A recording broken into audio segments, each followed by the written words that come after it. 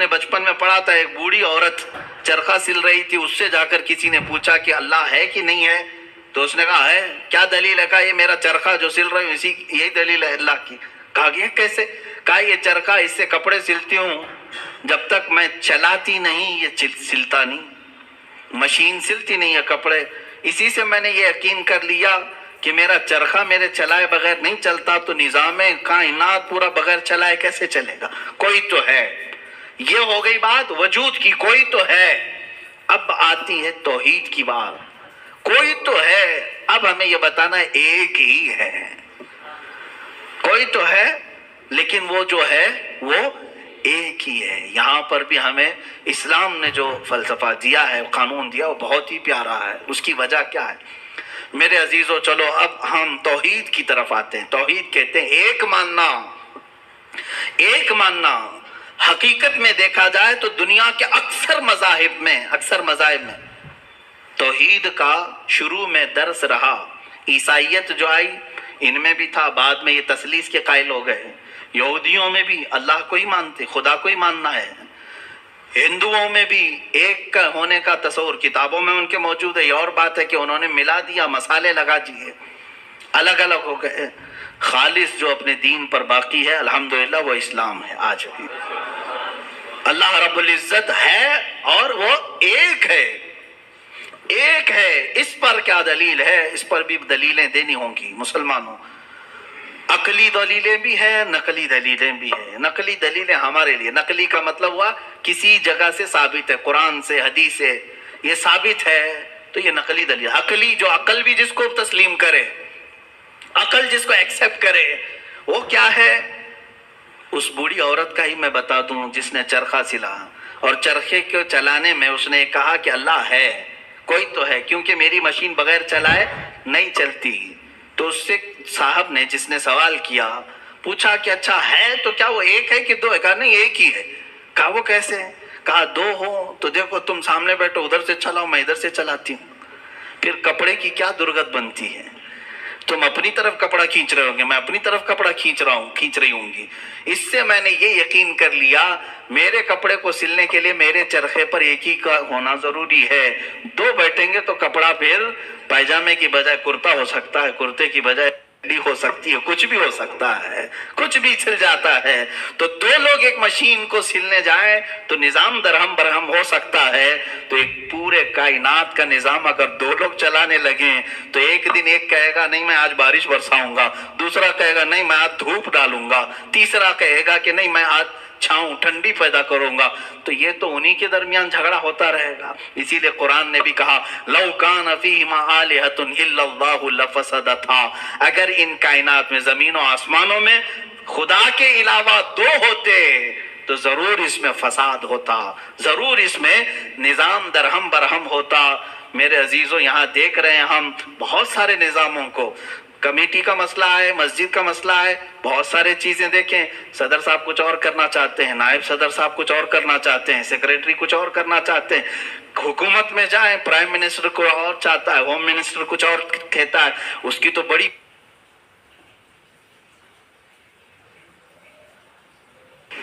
پتہ ہی نہیں ہے، لیکن نظام ایک ملک کا چلا رہے ہیں، ایک ملک کا چلا رہے ہیں۔ فساد اسی لیے ہو رہا ہے، فساد اسی لیے ہوتا ہے اور ان کو پتہ بھی نہیں رہتا۔ وہ بھاشن میں کچھ اور بول کے آئے، یہ پارلیمنٹ میں کچھ اور بول کے آیا۔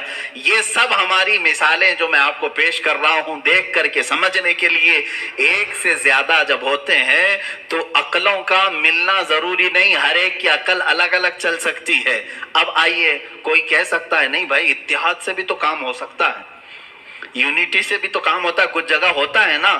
کوئی اگر کہے کہ خدا ایک نہیں دو ہیں اور دونوں مل کے کام کرتے ہیں، دونوں مل کے کام کرتے ہیں، تو اب میں آپ کو کہتا ہوں ایک نمبر والا خدا وہ کہتا ہے آج بارش برساؤں گا، دو نمبر والا اگر اتحاد کرتا ہے اور کہتا ہے کہ نہیں ہاں تو جو کرے گا وہی میں کرتا ہوں، تو یہاں پر قانون یہ تفسیر میں فرمائے گا دوسرا والا تو عاجز ہو گیا، وہ مختار نہیں ہے پھر فیصلہ لینے میں، اور عاجز جو ہوتا ہے وہ خدا نہیں ہوتا۔ خدا وہی ہوتا ہے جو مالک و مختار ہے، جو خود فیصلے لے گا اور اس میں کسی کو شریک نہیں کرے گا۔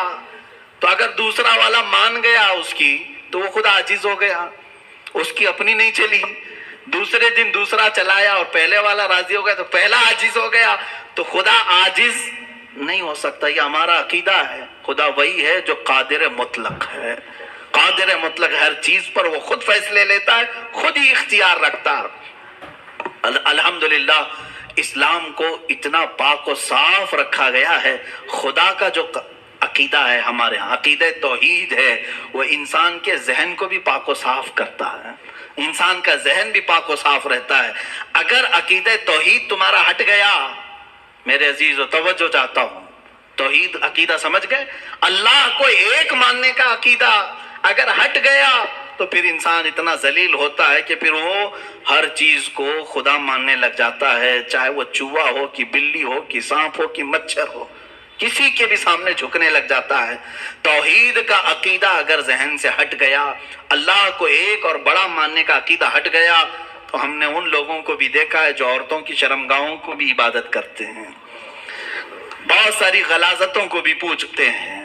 میرے عزیزو، یہ کب آتی یہ چیز؟ جب عقیدہ توحید انسان سے ہٹ جاتا ہے تو وہ بہت ہی نیچے گر جاتا ہے۔ اللہ تعالیٰ نے ذہنوں کو پاک رکھنے کے لیے یہ ہمیں کتنا بہترین عقیدہ دیا ہے، اور وہ ایک ہے، اور الحمدللہ مسلمان اسے آج بھی ایک ہی مانتے ہیں۔ کئی چیزیں ہیں، میں یہ علم الہیات پر آج بات کرنا چاہتا تھا۔ پہلے وجود باری تعالیٰ، اور دوسرے اللہ کے ایک ہونے پر سب سے بڑی دلیل یہ ہے، ایک سے زیادہ ہوں گے تو نظام درہم برہم ہو سکتا ہے، اور اب تک نظام درہم برہم نہیں ہوا، اس کا مطلب ہے کہ ایک ہی چلا رہا ہے، ایک ہی چلا رہا ہے۔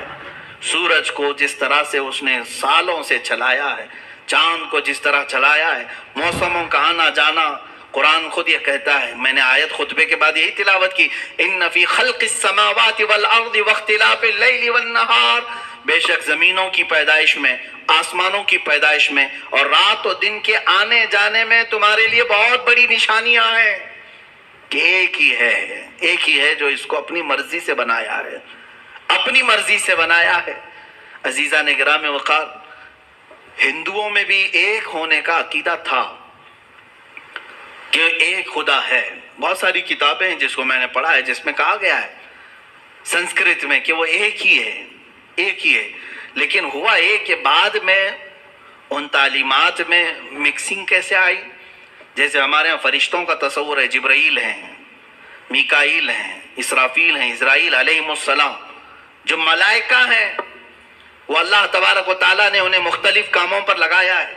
میکائیل علیہ السلام بارش برساتے ہیں، روزی پہنچانے کے کام میں ہیں، اسرائیل علیہ السلام روح نکالتے ہیں۔ تو ان ملائکہ کو جس طرح سے ہمارے ہاں تصور دیا گیا، اللہ کے فرشتے، تو ان لوگوں نے ان دوسرے کاموں کو دیکھ کر ہر ایک چیز کا الگ الگ خدا بنا لیا۔ ہواؤں کا خدا الگ، بارش کا خدا الگ، آگ کا خدا الگ، پانی کا خدا الگ۔ یہاں پر دھوکہ کھا گئے، وہ خدا نہیں ہے، وہ خدا کے فرشتے، اللہ تبارک و تعالیٰ نے جن کو ان کائنات کے کاموں پر لگایا۔ ہمارا عقیدہ میں بتا رہا ہوں۔ عزیزان گرامی، یہاں پر میں یہ باتیں اس لیے عرض کر رہا ہوں کہ سب سے پہلے وجود باری تعالیٰ اللہ ہے، دوسری چیز وہ ایک ہے۔ اب تیسری چیز آتی ہے جس کے متعلق آج کے بہت سارے دہریے سائنس کے اسٹوڈنٹ وہ کہتے ہیں اگر ہے مان لیا، ایک ہے مان لیا، دکھتا کیوں نہیں ہے؟ یہ بھی سوال ہے۔ ہمارا عقیدہ ہے نراکار ہے، اور وہ آکار مانتے ہیں۔ بعض لوگ ان کے ہاں بھی ہے جو خدا کو نراکار مانتے ہیں کہ وہ نہیں دکھ سکتا۔ میرے عزیزو، یہ جن لوگوں نے ہم سے سوال کیا کہ پھر وہ دکھتا کیوں نہیں، وہ دکھتا کیوں نہیں، اس کے لیے میں جواب یہ بتاؤں گا کہ اگر انسان جس طرح سے آج پیدا کیا گیا، جتنی اس کے اندر کمزوریاں ہیں، انسان کی آنکھوں میں پورا کا پورا سورج نہیں سما پا رہا ہے۔ کڑی دھوپ میں سورج کو کیوں نہیں دیکھتے؟ وہ تو دکھ رہا ہے نا، تو دیکھو 1 گھنٹہ دیدار کرو، درشن کرو سورج کی، کیوں نہیں کرتے؟ نہیں کرتے آپ کے اندر تاب و طاقت نہیں ہے۔ سورج کروڑوں میل دور ہے، اس کو آپ پورے طور پر اپنی آنکھوں میں نہیں لے پا رہے ہیں۔ تو یہاں سے تم سب کو پتا چلا کہ میری آنکھیں کمزور ہیں، دنیا کی بڑی چیزوں کو میں سما نہیں سکتا. تو یہ تو سورج کے بارے میں کہہ رہا ہوں جو رب ذوالجلال کی ہزاروں نہیں کروڑوں تخلیقات میں سے ایک ذرہ ہے. اس ایک ذرے کو ہماری آنکھیں نہیں سما پاتی تو پورے کائنات کے خدا کو، رب ذوالجلال کی تجلیات کو کیسے سما پائیں گے؟ آنکھوں میں کیسے اسے سما سکتے؟ اسی لیے اللہ نے قرآن میں فرمایا لا یدرکہ الابصار، اس کو کوئی آنکھ گھیر نہیں سکتی. وہ کیوں؟ سوال بھی تو ہے کہ اگر گھیر لے آنکھیں ہو کیا جاتا اگر اللہ کو دیکھ لیتے؟ تو اس کے متعلق فلسفی طور پر بھی اور اسلامی طور پر بھی میں بتاؤں میرے عزیزو، عقیدہ ہمارا یہ ہے کہ اللہ، اس کا کوئی سائز نہیں، اس کا کوئی سائز نہیں. اتنا چوڑا، اتنا اونچا، اتنا لمبا، اتنا چھوٹا، یہ چیز ہے نہیں، ہم اس کو مان نہیں سکتے. تو جب آنکھوں میں تمہارے کوئی چیز آئے گی تو وہ سائز والی ہی آئے گی، کچھ تو سائز ہوگا اس کا، چاہے وہ 100 کلومیٹر والا ہو. اگر آنکھوں میں آ گئی تو سائز بن گیا، اور جس چیز کا سائز بن گیا وہ خدا ہو نہیں سکتا. ہمارے ہاں یہ عقیدہ ہے کہ اللہ تبارک و تعالی جسم و جسمانیت سے پاک ہے، مکان و مکانیت سے پاک ہے. اس کی یہ تمام چیزیں ایسی نہیں جس طرح انسان کی آنکھ، ہاتھ، پیر، منہ، پیٹ، یہ تمام چیزوں سے وہ پاک ہے.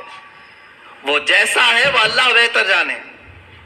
لیکن انسان کی دنیا میں آنکھیں اس چیز کو سما نہیں سکتی، اور جو چیز اس کی آنکھوں میں سما گئی وہ خدا ہو نہیں سکتی. اس کے لیے ایک فارمولا میری طرف سے لے کر کے جاؤ، جس چیز کو بھی دیکھا کسی نے دنیا میں سوائے رسول اللہ کے، میرے آقا صلی اللہ علیہ وسلم ایکسیپشن میں بتا رہا ہوں، حضور کی کو چھوڑ کر کے پوری کائنات کی بات کر رہا ہوں، جس نے کسی چیز کو دیکھا وہ خدا ہو نہیں سکتا. ام المومنین عائشہ صدیقہ نے بھی فرمایا ہے کہ جس نے بھی یہ کہا کہ خدا کو یہ دیکھا ہے ظاہری آنکھوں سے، کھلی آنکھوں سے، وہ سب سے بڑا جھوٹ بولا ہے، دنیا کا سب سے بڑا جھوٹ بولا اس نے. اب یہ بات میں اس لیے عرض کر رہا ہوں کہ ہو سکتا ہے تمہارے تک بھی آ جائے وہ بھیجے میں خدا دکھانے والے پیر صاحب. ہاں کچھ لوگ خدا کو دکھا کر کے مرید کرانا چاہتے ہیں اور تانا مارتے ہیں، ارے میاں ہم تو دکھا کے مرید کرتے ہیں. دکھا کے کس کو؟ بکرے کے بھیجے میں دکھا کر کے. میاں ان کو یہیں خدا مل رہا تھا، معاذ اللہ رب العالمین، کلیجے میں نہیں، پھیپڑے گردے میں نہیں. جس چیز کے کھانے کا شوق پیر صاحب کو ہوا وہاں خدا دکھانا شروع کیا. نعوذ باللہ من ذالک، استغفر اللہ. یہ نہایتی جہالت ہے اور زندیق لوگ ہیں. میں آپ سب سے یہ کہنا چاہوں گا جو اس طرح کی بات کرے اس سے یہ کہو کہ پیر صاحب بڑے ہیں کہ موسیٰ علیہ السلام بڑے ہیں. کون ہے؟ موسیٰ علیہ السلام بار بار کہتے رہے مولا تو اپنا دیدار کرا دے، اور قرآن کہتا ہے لن ترانی، تم مجھے ہرگز نہیں دیکھ سکتے. اور پھر موسیٰ علیہ السلام نے اصرار کیا تو اللہ نے انہیں کوہ طور پر بلایا. اور یہ سب سنتے ہیں نا، معراج کے واقعے میں بھی سنایا جاتا ہے. موسیٰ علیہ السلام کو سوئی کے ناکے کے برابر ایک تجلی دکھائی گئی، پہاڑ پورا جل گیا، آپ بے ہوش ہو کر گر پڑے. پیر صاحب ابھی بھی بے ہوش نہیں ہو رہے. موسیٰ علیہ السلام جلیل القدر پیغمبر ہیں، نبی ہیں، وہ تجلی ہلکی سوئی کے ناکے کے برابر کی نہیں دیکھ سکے.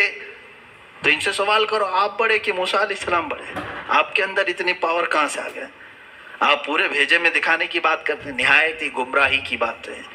میرے عزیزوں، میں یہ ان لوگوں کے بارے میں کہہ رہا ہوں جو اپنے آپ کو مسلمان کہہ کر کے ایسی باتیں کر رہے ہیں. باقی دوسرے ہوں تو ان کو چھوڑ دو، ان کا معاملہ الگ ہے. یہ تمام باتیں ہو گئی. میں نے 3 چیزیں آپ کے سامنے عرض کی. وجود باری تعالی، اللہ ہے، اور اگر ہے تو ایک ہے، اور ایک ہے تو وہ نظر نہیں آتا، دکھتا نہیں. یہ 3 عقیدے اسلام کے بنیادی عقیدے ہیں. بنیادی عقیدے ہیں، ان میں ذرا برابر بھی ٹس سے مس ہوئے تو تمہارا ایمان چلا جائے گا. یہاں سے گمراہیوں کے دروازے کھلتے ہیں. جنہوں نے خدا کے وجود کا انکار کیا وہ ملحد ہو گئے، جنہوں نے اسے ایک سے زیادہ مانا وہ مشرک ہو گئے، جنہوں نے اس کو دیکھنے والا سمجھا وہ گمراہ ہو گئے. صحیح عقیدہ یہی ہے جو سورہ اخلاص میں اللہ نے فرمایا قل هو اللہ احد. محبوب آپ فرما دے وہ اللہ ہے ایک ہے اللہ الصمد، وہ بے نیاز ہے، اللہ بے نیاز ہے، لم یلد ولم یولد، اس سے کوئی پیدا نہیں ہوا اور نہ وہ کسی سے پیدا ہو۔